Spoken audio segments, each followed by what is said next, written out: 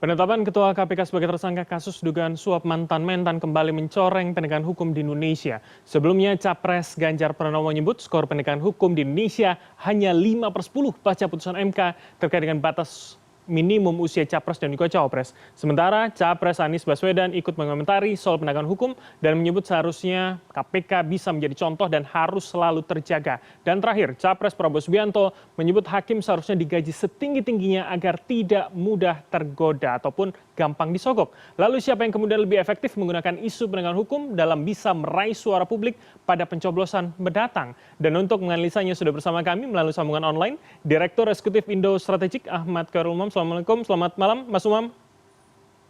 Selamat malam Mas Bram.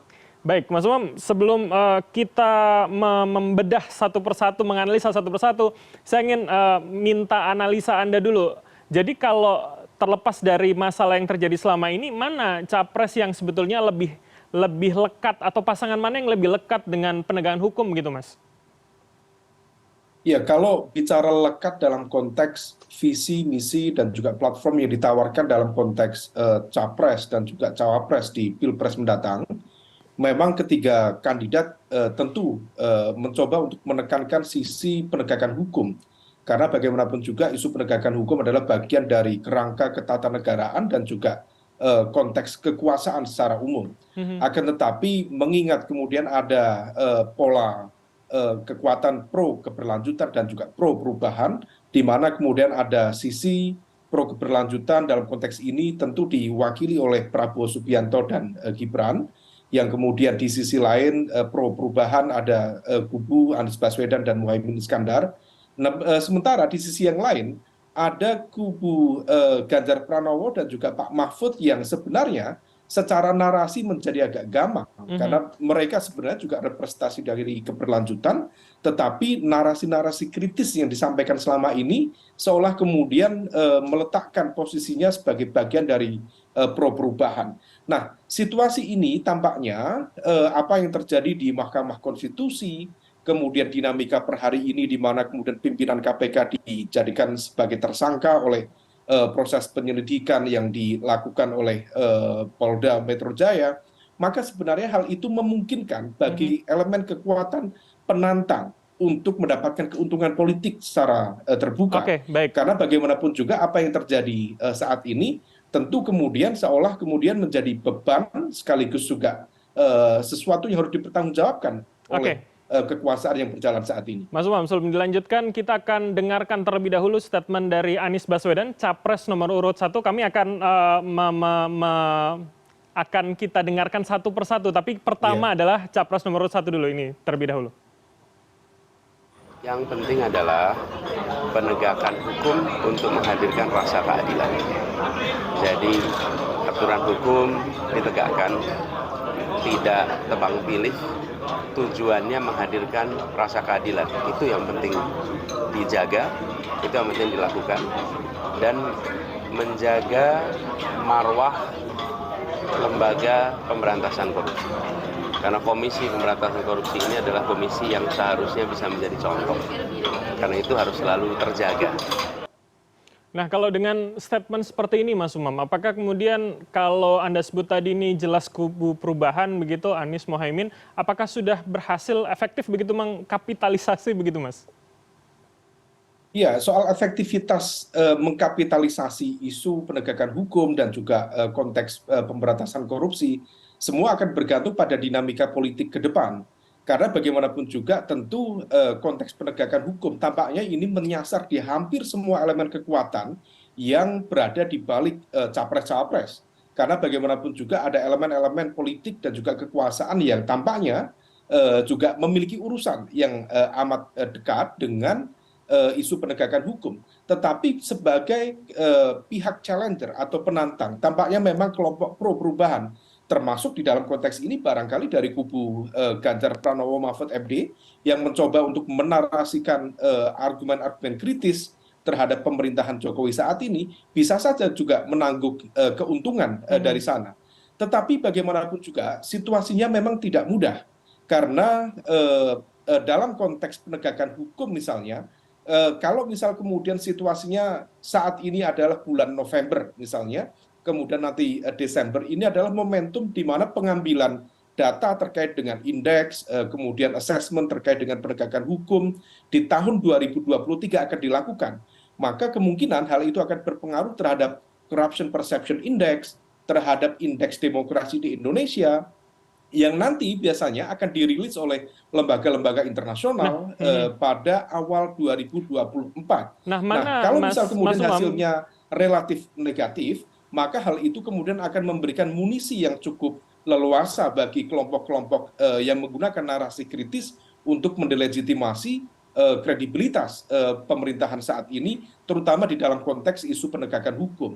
Tetapi sekali lagi, tentu dari pihak Prabowo Subianto dan juga Gibran akan mencoba untuk menepis argumen-argumen itu dengan menyatakan bahwa tentu eksekutif tidak bertanggung jawab secara penuh terhadap konteks penegakan hukum yang menjadi wilayah yuridis. Oleh karena itu, Mas Umam, ini akan terus menjadi dinamika yang berkembang dan masing-masing tentu akan saling menuding dan juga mempertahankan posisi dan juga argumennya. Oke, sebelum masuk ke Capres Prabowo, kita dengarkan terlebih dahulu statementnya terkait dengan masalah penegakan hukum di Indonesia dari Capres nomor urut 02 berikut ini.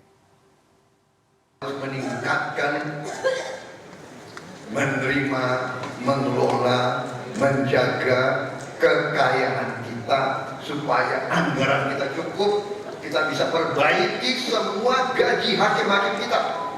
Kalau perlu hakim-hakim kita gajinya yang paling tinggi di Republik ini, kalau perlu. Dan ini bukan saya ngarang, saya belajar dari negara lain.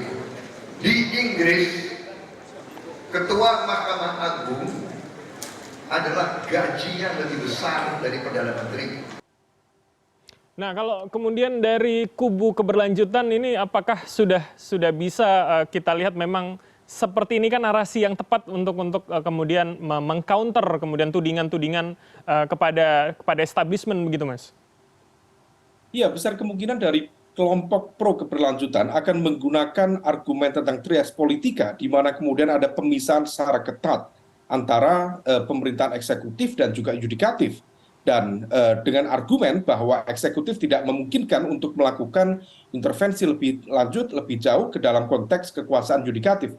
Meskipun dalam konteks tertentu banyak pihak yang juga menduga bahwa perkembangan dinamika penegakan hukum, termasuk juga pemberantasan korupsi, seringkali sangat dipengaruhi oleh dinamika kekuasaan yang mengitarinya.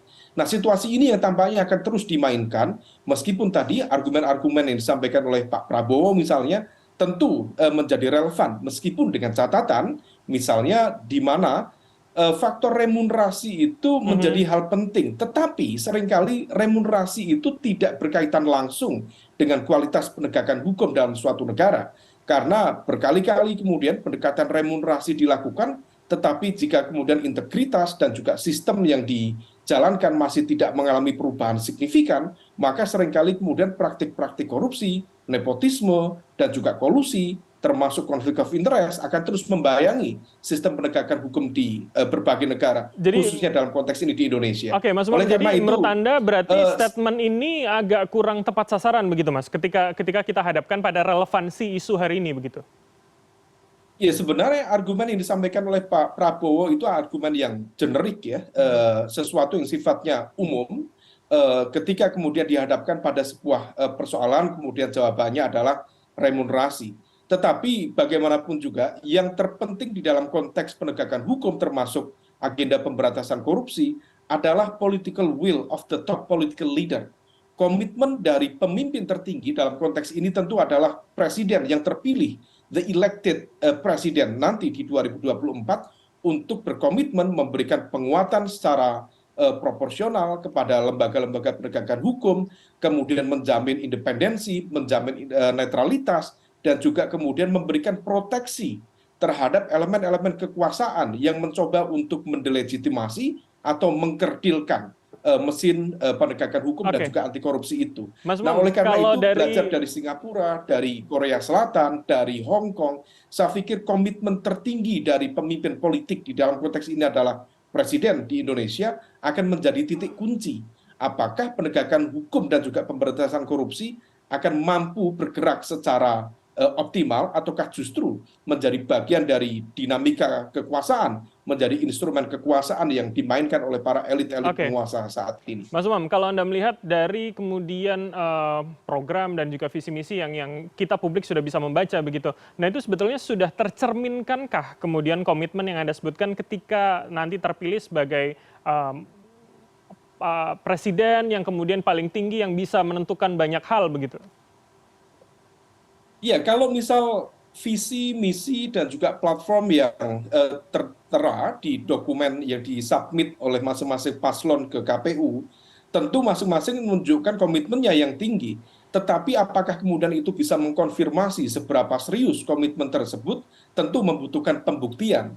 Oleh karena itu, pembuktian ini yang selalu kemudian nanti dibutuhkan proses ke depan, dan tidak mudah, karena bagaimanapun juga kita dulu pernah mendengarkan seorang pemimpin mengatakan saya tidak punya beban, tetapi hanya dalam hitungan bulan pasca statement itu dikeluarkan, kemudian terjadi revisi atau amandemen Undang-Undang KPK yang ternyata terbukti hingga saat ini menjadi salah satu sumber yang melemahkan instrumen penegakan hukum dan juga pemberantasan korupsi di Indonesia yang dulu pernah disanjung-sanjung oleh dunia, pernah diberikan penghargaan oleh UNCAC, tapi per hari ini KPK seolah kemudian dihadapkan pada situasi yang sangat-sangat tidak menguntungkan. Baik, terakhir kita dengarkan dulu Mas statement dan juga respon dari Capres nomor urut 3 Ganjar Pranowo berikut ini. Ya, kalau penegakan hukumnya kita serahkan kepada penegak hukum ya. Kalau kita melihat berita itu maka ini alert buat kita semuanya. Bahwa pemberantasan KKN masih menjadi PR besar di Republik ini. Mudah-mudahan semuanya menjadi sadar dan para mereka siapapun yang akan berada pada posisi yang akan menentukan, memimpin, hati-hatilah pada soal ini. Reformasi 98 salah satunya mengingatkan pada kita semuanya agar KKN itu diberantas. Oke, Mas. Jadi kalau kita lihat dari saya minjam kata Anda, kubu pro perubahan begitu, apakah ini kemudian lebih ekstrim daripada Capres Anies Baswedan begitu komentar-komentar dan kritiknya paling tidak setelah putusan MK beberapa waktu ini? Ya, kubu dari PDIP yang direpresentasikan oleh Capres-Cawapres Mas Ganjar dan juga Pak Mahfud tampaknya tampil jauh lebih agresif dalam melakukan preemptive attack terhadap kinerja pemerintahan saat ini. Dan tampaknya hal itu dilakukan sebagai sebuah upaya untuk mendelegitimasi kredibilitas dalam konteks ini adalah rival politiknya, yaitu pasangan Pak Prabowo dan juga Mas Gibran. Akan tetapi di saat yang sama, barangkali narasi yang diajukan oleh Mas Ganjar bisa diterima oleh kalangan kekuatan kelompok kritis yang umumnya berasal dari masyarakat kelas menengah terdidik. Tetapi di saat yang sama, tentu kemudian kritisisme itu juga memunculkan sebuah pertanyaan. Karena bagaimanapun juga Pak Mahfud sendiri per hari ini masih terdaftar sebagai Menteri Koordinator Menko Polhukam. Dan juga di saat yang sama Menkumham sendiri selama 10 tahun pemerintahan Jokowi, 9 tahun setidaknya berjalan, dipegang atau dijalankan oleh kader terbaik PDIP yaitu Pak Yasona Lawli. Berarti artinya situasi ini yang kontradiktif begitu ya Mas Umam? Menghadirkan kegamangan. Di satu sisi Ganjar Mahfud berusaha untuk mendapatkan simpati publik dari narasi kritis itu, tetapi di saat yang sama hal itu tentu menjadi sebuah otokritik sekaligus juga berpotensi menjadi tudingan balik yang harus dijawab oleh Ganjar Mahfud itu sendiri. Baik, kita akan tunggu nanti pada masa kampanye mulai 28 esok November hingga nanti Februari seperti apa, mana yang kemudian bisa menggunakan sejumlah isu salah satunya penegakan hukum untuk kemudian bisa mendulang simpati dan juga suara. Terima kasih atas insight Anda Mas Ahmad Khairul Humam, Direktur Eksekutif Indo Strategik telah bergabung sama kami. Selamat malam, sehat selalu Mas Umam.